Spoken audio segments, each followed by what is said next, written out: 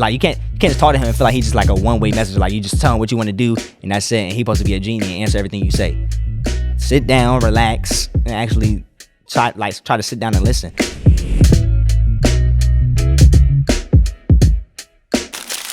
What's good, everybody? Welcome back to the More Purpose Podcast, where we talk everything from faith to finances. Today, we're back on the faith aspect, to where we're talking about how does God speak to us. So first, I'm going to start off with a story to get y'all more familiar with how God usually speaks to me. So God usually speaks to me through visions and dreams, and that's the most efficient way that I see that he speaks to me. So I'm going to tell y'all a story of how I followed the directions he had gave me and took a leap of faith to where I am now. So long story short, I'm going to cut it short so y'all can get right to the point and everything.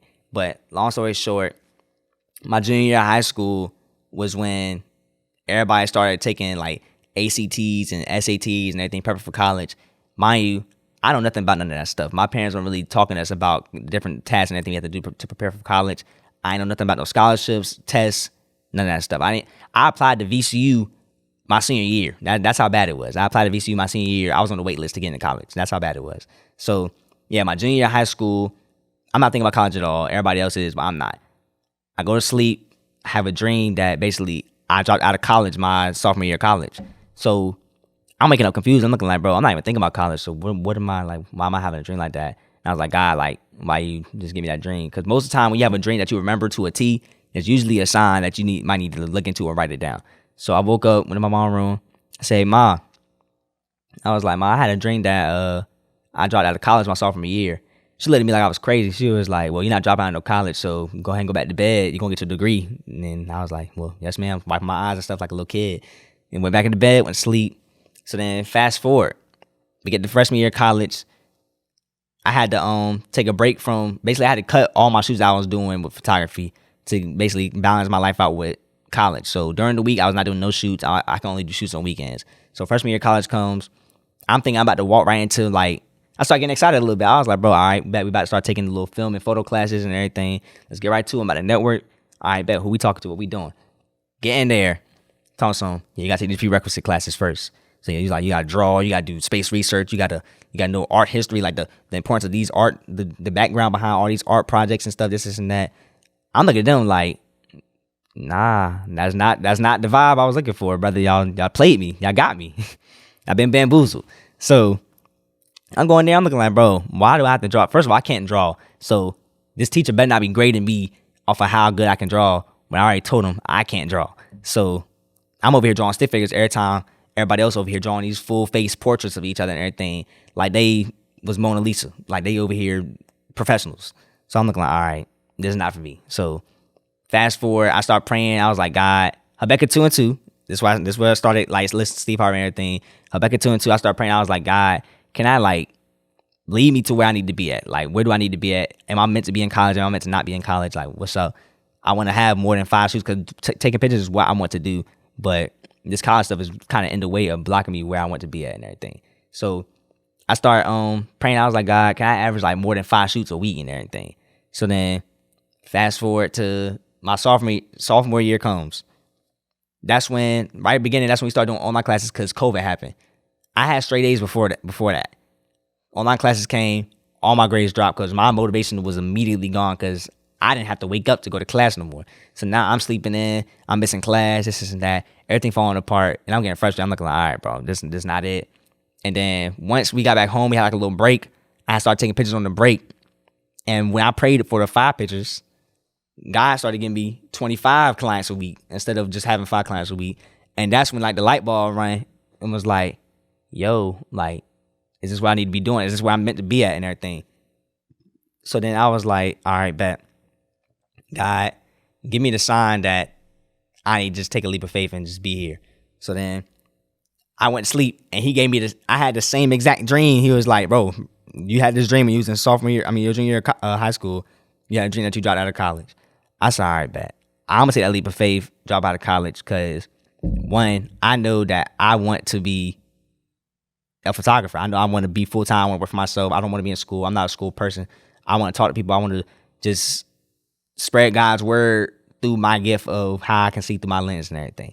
So then got out, basically told my mom, I was like, Ma, I'm not really feeling college no more. I want to go full time. this is not this is what I'm doing right now, but it's the potential of what I can be doing off of what I feel God has shown me and everything. My mom, so like this is how both my parents have always been so supportive of like everything I want to do in my life. They always been like, if God leading you towards it, then do it. If you hear from God, then trust it. Like always, like basically showing me the importance of trusting God and following His footsteps and everything, and not ignoring His voice.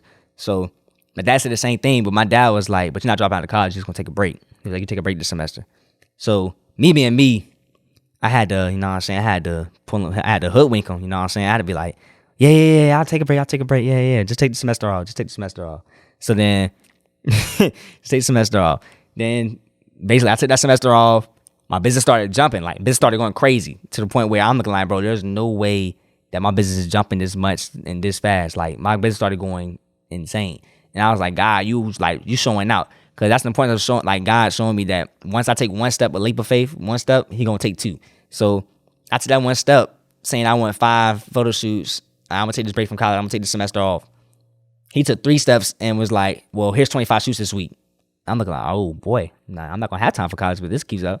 So then fall semester come. I took spring semester off, started going crazy. That whole spring semester, summer and everything, photo shoots going crazy. Then I was like, yeah, Ma, I'm not going back to fall semester, because that was the plan for me to go back to fall semester with my dad. And I was like, yeah, Dad, Ma, I'm not going back fall semester. I'm going to keep working because I have the potential of making this amount of money, this and that, and touch this amount of people. My dad was like, all right, we can do next spring. My mom said, I don't think you need to go back. So now we had a little confrontation, because it's like one person trying to push me full on, be like, all right, yeah, go ahead and just like lock in on what you're doing right now. And the other one, he want me to lock in on what I'm doing, but he also want me to get a degree because he already know how society is and how the different stereotypes and all that stuff, and what a degree can bring a person of my color and everything, with like in the workplace, the corporate field. But in my mind, I'm more so, if I'm trusting God, if I'm seeking Jesus 1,000% of the time, and He got my steps, college can come at any time. I don't have to do college right now. That can come on later in life. So take fall semester off. And then that's when I started getting 100 shoots in back-to-back months, which was blowing my mind. I'm looking like, I went from praying for 5 shoots to now 5 shoots every week. 5 shoots every week. What's that? That's 25 shoots in a month. To getting 25 shoots in a week to getting 100 shoots every month. That thing is crazy. So then I'm starting getting 100 shoots every month from October, November, and December. I had 100 month shoots back to back within 2019, I think. Yes, 2019. 2019, I had 100 shoots in all 3 of those months, to the point where I took January off because I was burnt out from doing all them shoots. But that was God showing me, like, there's a potential of what you could be doing right now if you fully focus on like your craft and invest in yourself. What I can do for you is going to blow your mind. Like, this only a scratching surface. And I'm doing all of this out of my garage at the time. 100 shoots back-to-back months out of my garage. So, 1, Proverbs chapter 19, verse 20, verse 21 says, we should look to God for guidance versus working in our own flesh. It's NLT version. So, with that, if I was to not remember my dream, or not think that God was telling me that dream that I had my junior year of high school, where would I be at right now? If I never took that leap of faith to drop out of college, we wouldn't be here right now. I wouldn't have the studio right now.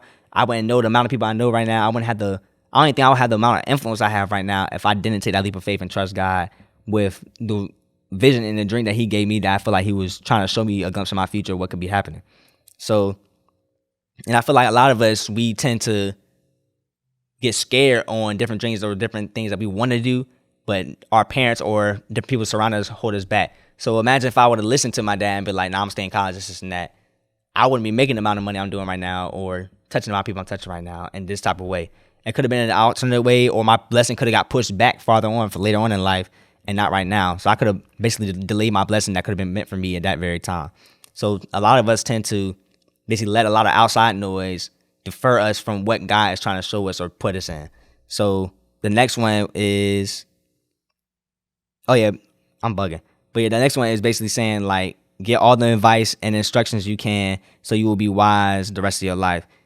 You can make many plans, but the Lord's purpose will prevail. That's Proverbs 19, 20, 21. My fault. I had to show y'all the title and everything. But yeah, like, if we trust in God and we looking for what He wants for us, basically, I heard this from Just Different the other day. I said this on the last podcast too, but I want to reiterate it to y'all and everything again. If God is is the head. He's our eyes, ears, and everything, right? And we're the body. I can't know where I'm going without seeking him first. So for everybody's always gonna say God's timing is different for everybody, because it might take people a little longer to realize that you can speed up your process once you actually have your full focus on God and not what's going on around you, or what your flesh desires instead of what your spirit desires. You feel me? So that's why it's so important for us to feed our spirit and more than our flesh. But 1 Samuel chapter 3 verse 9 through 11 says, like, when you, matter of fact, I'm gonna ask y'all this: how many times do y'all pray at night? Right? How many times y'all pray? Y'all say y'all prayer, and y'all be like, "Amen, that's it." Y'all go to sleep, or y'all do what else y'all gotta do. I bet you 99% of y'all pray, say what y'all gotta say to God, and don't let him speak at all. Y'all cut it off. Y'all cut the conversation short. But we can't stop. We can't do that. We have to treat God, and when we praying, we have to treat it like a regular conversation. Versus like how I'm talking to like my friends and everything. I say something, and then they say something back. They give me feedback. You have to look at God like in that way. God's supposed to be your friend, your father, your brother, all that. You feel me? Like your number one priority, your number one person that you talk to. So like when you talking to him, you can't just talk to him and not expect. Like you can't just talk to him and feel like he's just like a one-way message. Like you just tell him what you want to do and that's it. And he's supposed to be a genie and answer everything you say. Sit down, relax, and actually try to sit down and listen. So 1 Samuel chapter 3 verse 9 through 11 says, "So he said to Samuel, go lie down again, and if someone calls again, say, speak, Lord, your servant is listening. So Samuel went back to bed, and the Lord came and called as before, Samuel, Samuel. And Samuel replied, speak, your servant is listening. Then the Lord said to Samuel, I am about to do a shocking thing in Israel." So if Israel never sat and said, Lord, speak now, your servant is listening, he would never heard what the Lord was trying to tell him. So a lot of us on top of that, we don't know how to sit down and listen to God because our mind's so clouded with everything else that's going around us. So all your distractions and everything could be holding you from hearing God's voice. So I know a lot of people that be like, I feel like God don't answer my prayers. He don't be listening to me, or this and that. Well, one, you have to learn how to be patient. It's on God's timing. It's not going to come on your timing. Two, how can you hear God's voice if your mind's clouded with everything else that you got going on? Stuff that you may need to heal from, people that's around you that's putting the wrong things in your ear, different distractions, different things that's not feeding you spiritually, like different things like your flesh, wherever your flesh wants that you trying to feed. You got to stop that. You got to like cut things out, cut people off, cut negativity out your life, everything to clear your mind to the point where all you can do is focus on God. You feel me?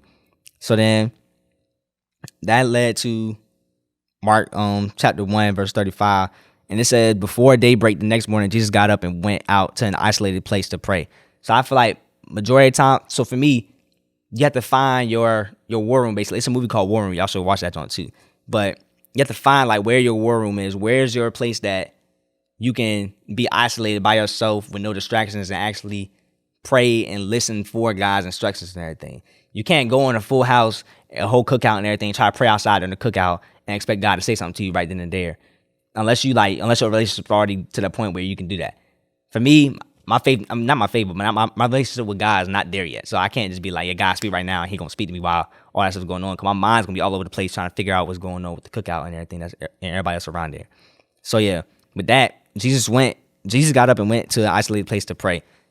And when he went to pray, that's when the devil started trying to tempt him. So a lot of y'all, once the devil sees that you're trying to focus up on your relationship with God and you trying to basically lock in and get better, get more consistent with God and everything, that's when the temptation comes in. That's when your flesh tries to fight your spirit. And this is why we need to be in our word every day. We need to pray every day and actually build a solid foundation with God, because your flesh can make you turn on your morals within 2 seconds. The thing is crazy. Like, you can literally be like, oh yeah, I don't go out to parties. This is now, I don't do that. I don't do this. And then you try getting your word, and one of your friends be like, hey, come out to this party, this event right here.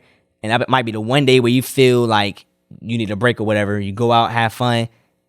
You go out on your morals, you go drink or something that you don't usually do, and then something bad happened because you wasn't solid in your word. You wasn't solid in your spirit to where you didn't have like discernment to know whether you were supposed to be there or not. You didn't know how to say no. I have a problem with saying no too, so y'all not the only ones, bro. And then, so yeah, with that, you have to learn how to basically like sit and just be patient. Like, learn how to pray and ask God for different things and thank him for everything. while still looking for his answers. Like, you can't just cut the conversation short. So Psalms 27:14 says, wait patiently for the Lord, be brave and courageous. Yes, wait patiently for the Lord. A lot of us are impatient. Y'all be wanting God to answer within 2 seconds of you praying. It does not work like that. You can't ask God and be like, God, heal my heart, this and that, and expect you to be a new person tomorrow. It's not gonna work like that. I'm trying to tell you. A lot of y'all, you have to realize basically a lot of ways that God answers our prayers is ways that we don't want him to be answered, basically. And that just happened to me recently. Like, the way God answered a prayer for me was completely left field of what I thought he was going to answer. Like, the different signs that he threw me was completely left field of what I thought he was going to give me. But you can't ignore the signs. You can't ignore the instruction that the prayers that you ask God for. You can't ignore it when God answers you, even if it's not the way that you want him to answer you. So if I ask God for strength, right, God's not going to just be like, oh yeah, you're strong. No. God's going to put you through different situations that will make you strong, for you to be like strong enough for the different situations that you about to run to, and like the different obstacles and everything.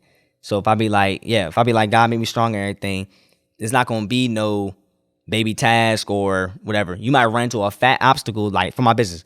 If I be like, yeah, God, give me the a strong business mindset, give me like the business acumen to know what I'm doing with different clients and everything, and I might get a client that come in here talking crazy, trying to get me out my money or trying to do whatever they want to, like trying to get over on me. I'm not gonna know how to do all that stuff until I have that type of experience to know, all right, this is how the situation goes. This is what happened with this. Now I know how to basically like respond to it if it happens again. So that's like another way that God can send somebody towards you. Well, not send somebody towards you, but that's like another way that God can answer your prayers with like different scenarios, stuff like that. But I'm trying to find my other joint. Oh yeah, God can also speak to you through scriptures and everything too. So if you're one of those people that's in your word every morning, sometimes before you pray, be like, God, show me what I need to see. Bless me to articulate the words that you are trying to provide to me, and ask him, be like, speak to me through these words. And most of the time, God will show you something within the scriptures that you're reading, which is crazy. Like, that happens for a lot of my family. It don't really happen for me like that, but it happens for a lot of people I know, because he usually speaks to me through music or dreams. So yeah, he can speak to you through scriptures. He can speak to you through people. He can speak to you through music, visions, like signs, like different numbers on the clock. So a lot of people, they be like, oh yeah, I seen 333. And then that's something that you need to pray about too. Like, be like, all right, God, I keep seeing this number. What does this mean? Or I keep seeing this symbol. What does this mean? I keep seeing the anchor. I keep seeing number 4. I keep seeing these like different letters and stuff on this building or whatever. Like stuff like that. When you start seeing something repetitive like that, God might be trying to tell you something. So it's up to you to pray and be like, all right, God, what are you trying to say to me? But yeah, more of the story is basically we have to learn how to like just trust God with the process, bro. You can't rush God, and you can't ask for something and then be impatient about it. Like, or you can't ask for something and expect God to just give it to you, and you haven't even had time to sit down and listen to what he has to say to you. So I want all y'all to actually like practice that. Practice sitting down, actually resting in his word, resting in his presence, and actually sitting there being like, all right, God, I'm listening. Speak now, your servant is listening. I say that every time I pray now, because I don't ever want God to feel like this is a one-sided relationship. For y'all that's in relationships, you don't ever want to be in a one-sided relationship on communication. You communicate all the time, but the other person don't communicate back to you. I know you fed up. You fed up. You're gonna be mad. You're gonna be like, bro, your communication bad. You have to fix your communication. So how do you feel God feel about us when we over here trying to basically use them? You wouldn't want no girl using you over here telling some, oh yeah, let's go out to eat, this and that, and you don't get nothing in return. What? You cut off. You done for. So yeah, bro, we gotta learn how to like focus up, bro. We gotta learn how to focus up, stay in our word, stay consistent, and not let our flesh beat our spirit, bro. We gotta learn how to feed our spirits more than we feed our flesh. But that's it. That's all for this episode. Appreciate y'all for joining the podcast again. We're gonna get better. I'm over here nervous. I'm sweating right now still. We're gonna get better though. Probably by like season 2, I'll probably stop sweating while I'm talking to y'all. And it's the first episode by myself, so hope y'all bear with me, man. We gonna get better. But love. Make sure y'all join the Bible study group chat. Link in my bio at Sellers Media on Instagram. Follow me. And matter of fact, on my Instagram, DM me who y'all want on the podcast next. We're gonna try to get some entrepreneurs in here, people that show their journey, how they basically got to where they are right now. The people around the 757 area or people that's out of state, we might have to get just different up here too, because those are my boys, man. But yeah, we need that. But yeah, that's it. That's all I got for y'all. Love, y'all be safe, and remember to take y'all angels wherever y'all go. Y'all be safe. Love, peace. I said y'all be safe like 42 times, but we out.